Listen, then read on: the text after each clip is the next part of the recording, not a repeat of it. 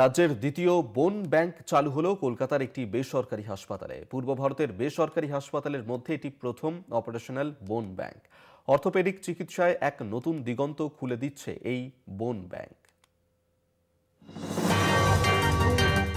আধুনিক চিকিৎসা পরিষেবায় এই ধরনের বোন ব্যাংকের প্রয়োজনীয়তা রয়েছে। ট্রমা, অনকোলজি, অর্থোপেডিক, রিকনস্ট্রাকটিভ সার্জারির ক্ষেত্রে এই ধরনের বোন ব্যাংকের প্রয়োজন হয়। নিঃসন্দেহে খুবই সাফল্য, কেন এটা মানুষের কাছে তো access to the health care in advance technology হচ্ছে। সরকারি হসপিটাল আমাদের সেন্টার অফ এক্সেলেন্সে হয়েছে, আজকে সিএমআরআইতে হয়েছে, ভবিষ্যতে অন্য জায়গাতে হবে।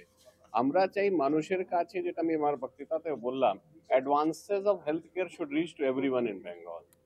এই ধরনের বোন ব্যাংক অপারেশনের সময় কমাবে এবং গ্রাফ ভলিউম বেশি থাকার জন্য অপারেশনের সাফল্যের সংখ্যা বাড়াবে বলে জানাচ্ছেন চিকিৎসকেরা। বোন ব্যাংকের ক্রাইটেরিয়া করতে গেলে অনেক